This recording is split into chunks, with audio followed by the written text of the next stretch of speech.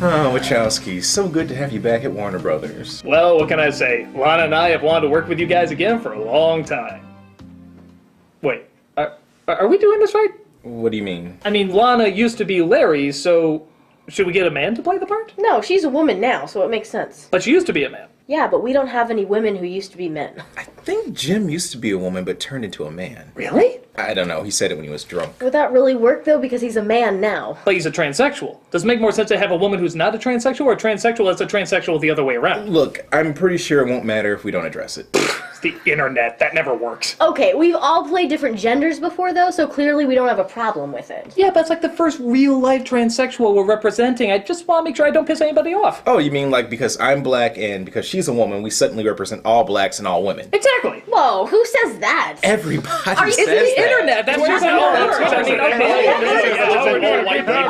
mean, We apologize for losing track of this sketch. We're going to assume that you just want to see a review of Jupiter Ascending. Please note that we do not discriminate against the Wachowskis for anything except that they made Jupiter Ascending. We now return to a hopefully more focused routine.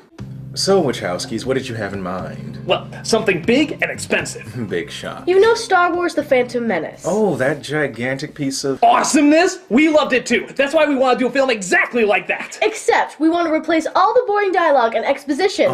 With even more boring dialogue and exposition. That sounds incredibly backwards. Oh, but you know how all the characters took themselves too seriously. Nobody liked that. Making the story seem more important than it really is. Amazingly unpopular. When really, they're just a person who's bored with their lives, who discovers that they're amazing. I literally saw that on the Disney Channel. That's our story. Oh, and there's spaceships. Been done. Rocket boots. Been done. Huge computer-generated backgrounds. Am I even in the room right now? And so much backstory and made-up names, you'll feel more like homework than it will entertainment. Okay, you clearly have a story that's 20 years behind, is made of mostly boring dialogue, rips off every sci-fi movie known to man, and you want millions of dollars from us after several critical and box office failures. Pretty much, yeah. I remember that feeling. How the hell did you get money from us? 170 million sound all right? Good.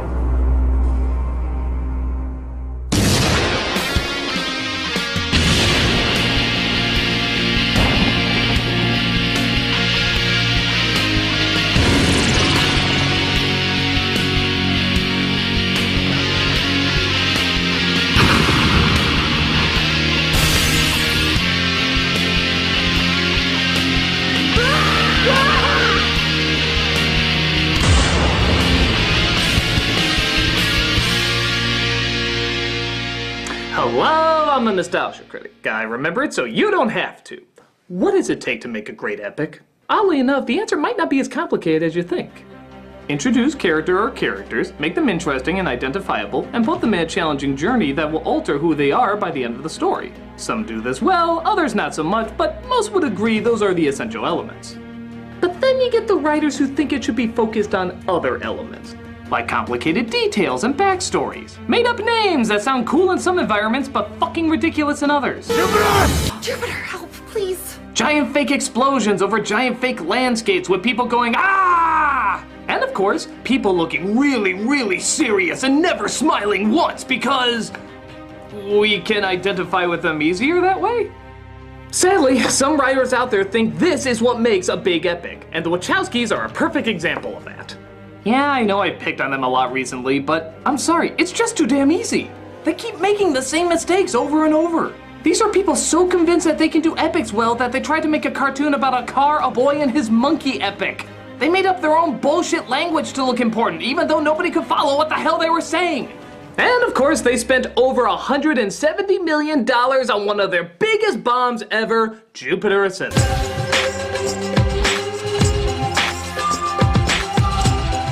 Needs likable characters or an understanding what's going on. We got big sounding words. People who whisper half their lines while screaming the rest. And literally, so many ripoffs of other sci-fi films that listing them would probably take up the entire review. So I am officially setting up a side pot of annoyance, just to go over all the movies this film is obviously ripping off while I go through the review. It's the Wachowskis, so you know there's a lot to get through. Let's take a gander at Jupiter Ascending. The movie opens with a narration from our main character, played by Mila Kunis. Technically speaking, I'm an alien. Shut up, Meg. My parents met at the university in St. Petersburg. Her parents are happy that a bouncing baby boar is on the way, but suddenly a bunch of thugs come in to kill the father. Why, you may ask? For the money. Yeah, really, you don't need any more than that, just the money. He could have used that money to cure cancer, or used it to smoke kittens' heads. It's just the money! You get it! It explains so much about the character and the situation. Yeah, don't worry though, this is the only time you'll wish they went into more detail. In fact, savor this moment. You'll find it's a curious rarity. Somewhere in the middle of the Atlantic, she pushed me out. I was born without a country, without a home. Without a script either. With Jupiter rising at 23 degrees ascendant. This is supposed to mean that I am destined for great things. And that I will find the one true love of my life. Nah, still sounds stupid. You could say that name means dinosaurs fighting sharks with laser nipples. It's still never gonna fly. I think it's a good name. Who are you? The voice actress for Sailor Jupiter. How random.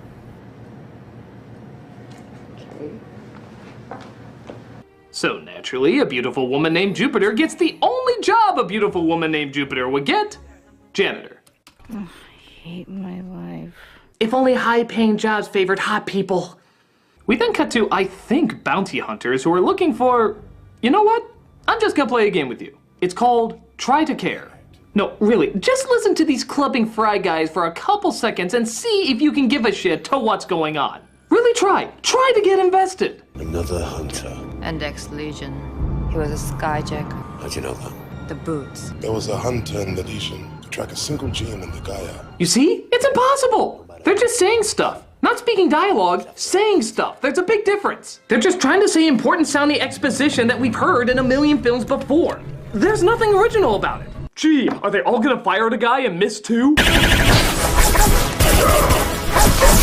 Note to self, stop asking if stupid stuff will happen, because then stupid stuff will happen. Well, at least he has his episode 1 shield while reenacting the Masters of the Universe movie. Up, that's what the side pod is for, keep it focused. We then cut to... Well, I would have said Rivendell, but both work, as we're introduced to one of our villains named Balaam, played by Academy Award winner Eddie Redmayne. I have not crossed the vastness of space for your pleasantries, Mr. Knives. A decision we're rapidly regretting. I'm not even kidding, this is how he sounds throughout the entire film. What was necessary to rule? I want Miss Dunley be found. Double our security deployment destroyed. You will confess your genetic incapacity. It's incredible. It's like we're listening to the fucking God Pigeon. The God Pigeon says if you're gonna wear tight leather, you better expect laughs. Meanwhile, one of Jupiter's friends/clients is asking for advice on an outfit. And just trying to sneak in a horny underwear shot like most sci-fi movies these days. But the most phoned-in aliens farted out the cliched anus arrive doing... Honestly, I don't know. I think they're like men's rights activists. This is just what they do when they see a woman for the first time. Jupiter does what any person would do when they see their best friend in danger. Take a picture, when the aliens suddenly erase their memories. But that doesn't stop her from discovering the picture later. And having absolutely no reaction to it.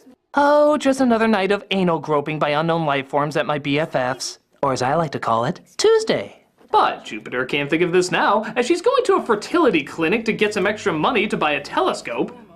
No, really, that's one of the subplots. Why is it that you get 10 grand and I get 5? I mean, they're not your eggs. That's capitalism, babe. Profits flow up.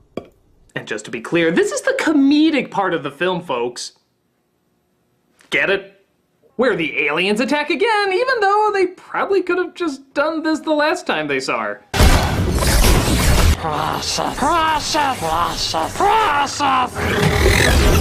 She's saved by a man named Kane, played by Channing Tatum, who takes her to the Sears Tower because I'm sure no security would be at that place. It can be difficult. People from underdeveloped worlds to hear that their planet is not the only inhabited planet in the verse. We're a species so advanced we call the universe the verse. Behold, as I prepare to shorten your most popular orange drink to Sunny D. There's a problem with the clinic. News reaches Michael Crawford's falsetto, who doesn't seem very happy with the news. Destroy any ship that comes near the planet. Where the fuck did that come from? Christ, I hope he doesn't sporadically scream like that on date night. Hey baby, what do you say we watch Orange is the New Black?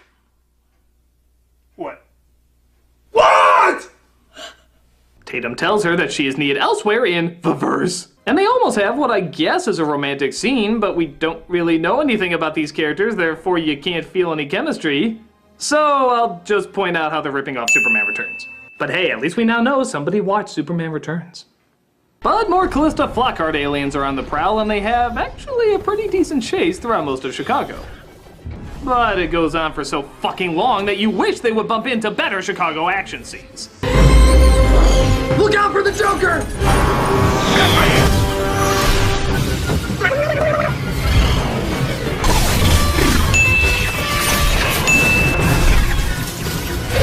The city, though, is immediately fixed, and the aliens wipe all of the people's memories. Tatum is hurt pretty bad, but thankfully Jupiter has a maxi pad. I don't even know what kind of joke to make about that. For when you need to stop bleeding from more places than one. No, it's too weird, I got nothing. He takes her to his good friend Stinger, played by Sean, fuck you, I'm not gonna die in another role, Beaton. They decide to fight each other because they really like that cliche of two old friends meeting again and not getting along. Come on, even Ernest Save Christmas did that one. But Jupiter distracts them with her incredible power of stupid things. Your Majesty. So, why did the bees obey her? Get a load of this. No, bees are genetically designed to recognize royalty. They sense it. You know, I'm not gonna lie, I'm having trouble with this one. The whole movie. It is so surreally strange, I'm having trouble coming up with stuff to say about it.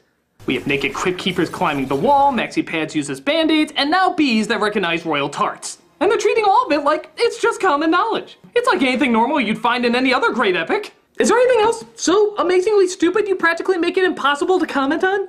Your people kill the dinosaurs. Technically, they're your people, Majesty. You know, give me a minute. Just give me a minute. I'll be right back. Just give me a minute. What are you doing? Come here. All right, get over. Oh, hey, get over there. Now comment on the scene. Why? Because this movie is so high on itself, only a drug addict could respond to it. Your people kill the dinosaurs. Technically, they're your people, Majesty. Ooh, I bet they also created the parallel dimension in the Super Mario Brothers movie. That'll do. Get out of here. Piss off. It makes sense. I said piss off. Ow! Actually, it does kind of make sense.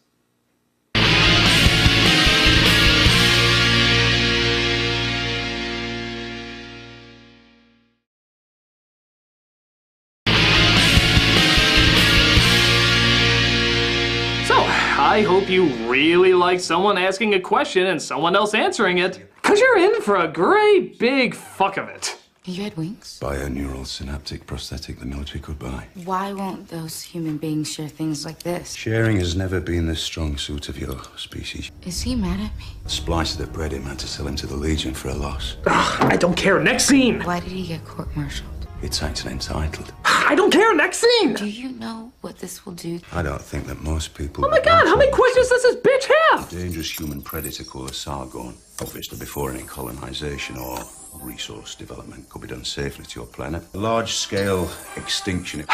You know, this is like instead of experiencing the awesomeness of Lord of the Rings, you're instead forced to hear the appendix throughout most of it. Helm was brought from the Hornberg and laid in the ninth mound. Ever after, the white Cimmerian grew there most thickly, so that the mound seemed to be Listen.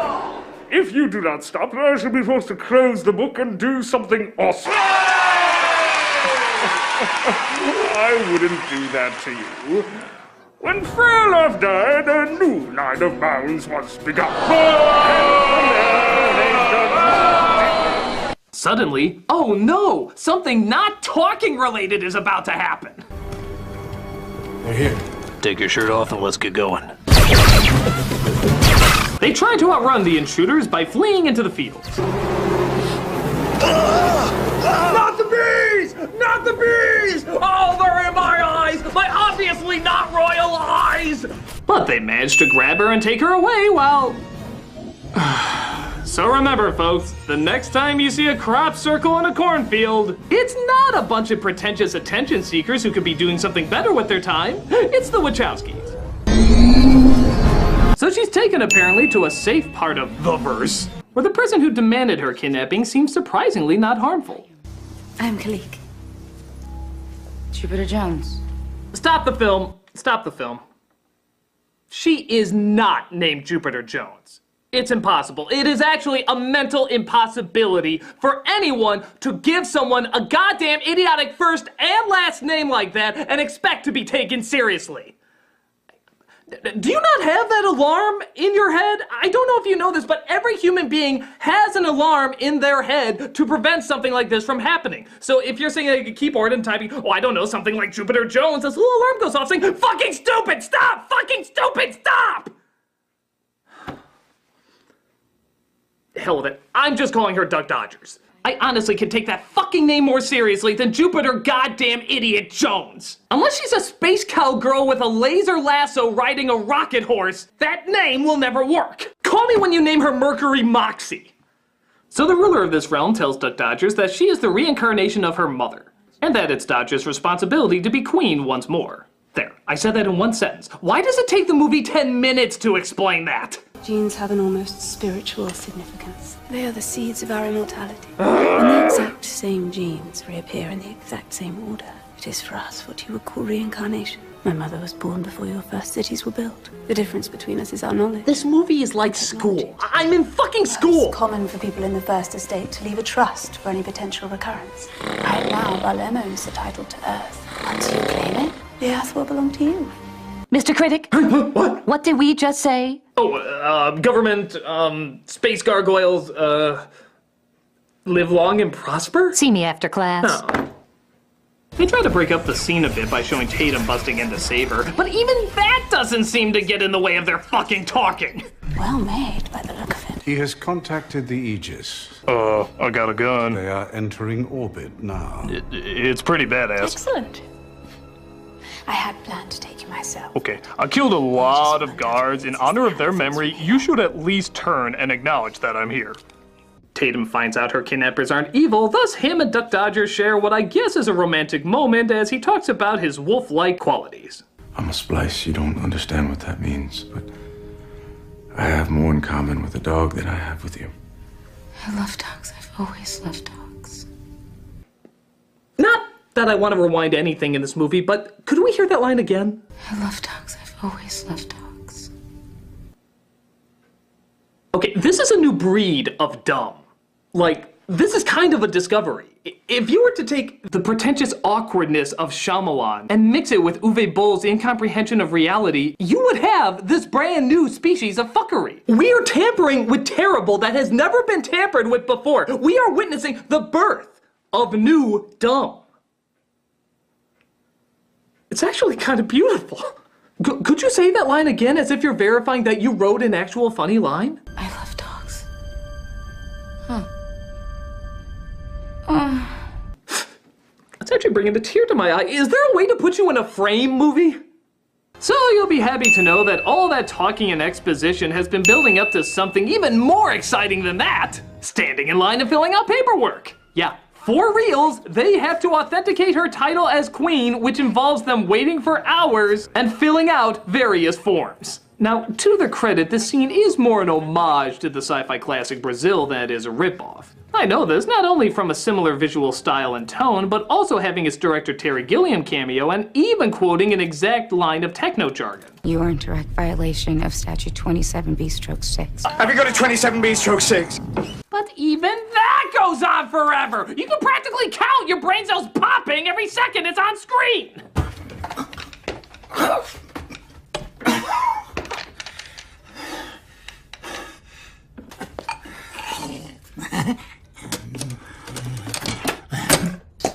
$32, $33, $34. So she gets her stamp of queeniness. Sniff it smells like lemon. When Duck Dodger suddenly realizes, maybe she doesn't want to be queen. Yeah, good timing to come to that conclusion. I will admit there are things about my life that I would like to change. That doesn't make me a different person. It doesn't change the things that matter to me or who I care about. Like cleaning toilets and hating my life. Is there something happening to you right now? Does any part of you want to bite me?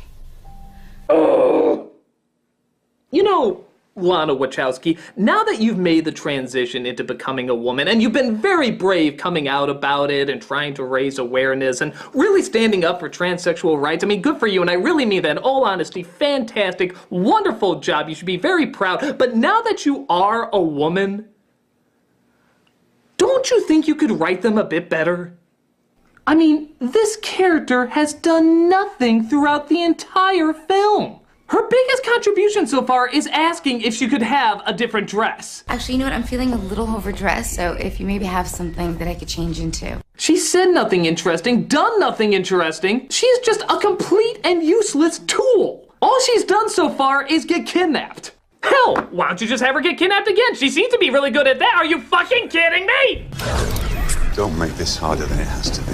Jesus Christ, lady! Princess Peach is telling you to toughen up! You're being made fun of at damsel parties! Bella is making fun of you! Bella! So, the person who kidnaps her is the brother of the last person who kidnapped her, and they partake in, what do you think? Even more talking! But I know what you're thinking. What the fuck are they gonna talk about now that they've used every word in the goddamn English language? Eyebrows? I was very close to my mother. That I could tell by the way she raised her eyebrows exactly what she was thinking. That's right! They're so desperate to talk that even fucking eyebrows become a subject matter! What makes you think Kalik told you the truth? Why would she lie? Kalik is in competition with Belen. Same can be said for you. Shut I up, knew this shut moment up, would come. shut up! Jesus Christ, man, what the hell is wrong with you? Please, just shut up! Fuck! So, if I'm following it correctly, hey, give me some credit, it's not the easiest thing to do. He says he can take over her queenly duties if she marries him. So it's kind of like marrying her son. That's messed up. Not realizing that he plans to kill her after the wedding. So Tatum has to stop the beautiful love interest from marrying the evil bad guy as he blasts through a bunch of ships to stop the ceremony. It's like if Roland Emmerich directed The Graduate. He was going to murder you. I don't believe my mother was ever as beautiful or as gullible as you, my dear.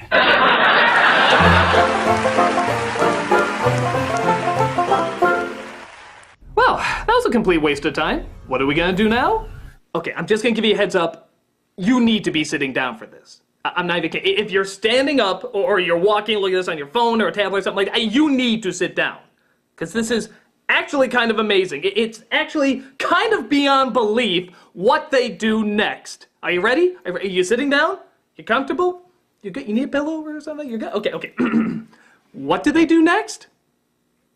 The exact same goddamn thing again. By Jesus, I wish I was joking. Honest to cock, it's beyond belief. But they literally repeat the exact same storyline that they just told us. Duck Dodgers again is kidnapped. A brother of the first kidnapper is again the one that does it. He wants to get his hands on her through some legal ceremony, and Tatum once again has to come in to save her. The only difference is this guy wants to destroy all life on Earth and has kidnapped her family to force her to say yes, but aside from that, the following 20 minutes is an exact carbon copy of the last 20 minutes.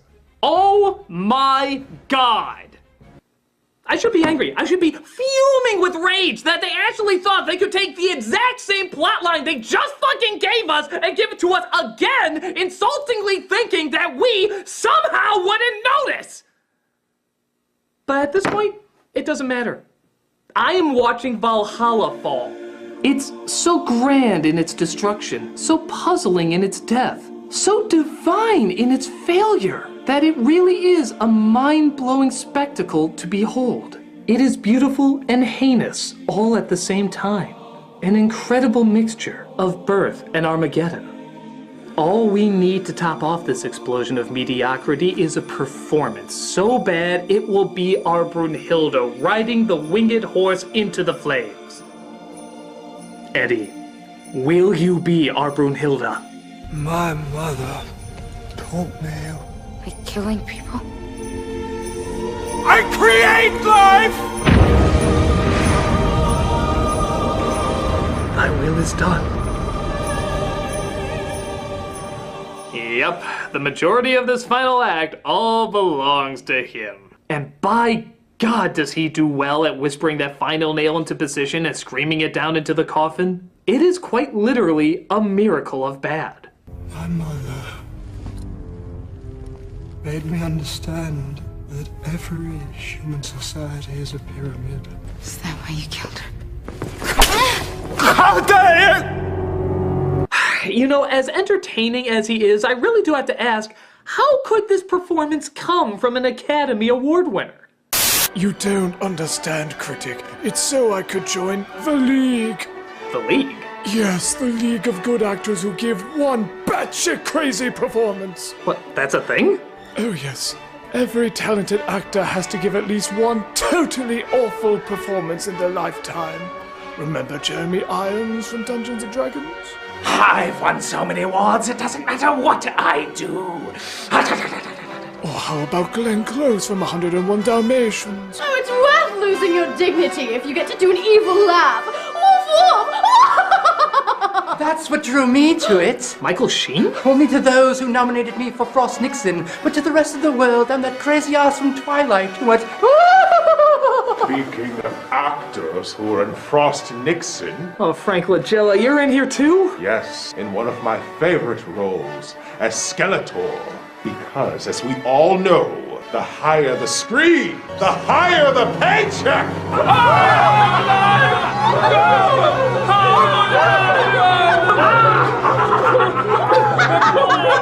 So Duck Dodgers figures, yeah, I can let all of humanity die just to save my family. That seems the least selfish. When Tatum, somehow all by himself, gets through the most high-tech royal security in the verse, and even manages to destroy his entire kingdom as well. The power of fucking one, I guess. Is this familiar, Mother? Is this a trick question? Gee, I'm just gonna take a wild guess and say that Tatum saves her, yep. It's okay though, he wants to take her to yet a fourth sibling who wants to marry her and take control of Earth as well. They're kinda like Starbucks around here. I want to open the door for something. So Duck Dodgers finally decides she can be queen at home while also cleaning toilets. I think the stupidity of that speaks for itself. And look, Clarence even got his wings. And I swear to God, not even kidding, there was even more story than that in this film, but I simply don't have time to go over it. Yes, a lot of epics have big talks and complicated storylines, but the story of King Arthur works because we see our flaws and strengths in the character. Star Wars works because we like these people and want to see them get through alive. Thus, we're with them when they're thrown in these complex and dangerous worlds. Here, you don't care about anybody, so you don't care about the backstories or the made-up worlds. It attempts instead to sound big instead of feel big. It tries too hard in lesser areas and not hard enough in the ones that really matter. If there is one thing that's epic in this film, it's what an epic disaster it gave us in the end. It really is the Valhalla of botched epic stories. I'm the Nostalgia Critic, and I'm off to play Donkey Kong to get a more epic story. I can at least relate more to him! No!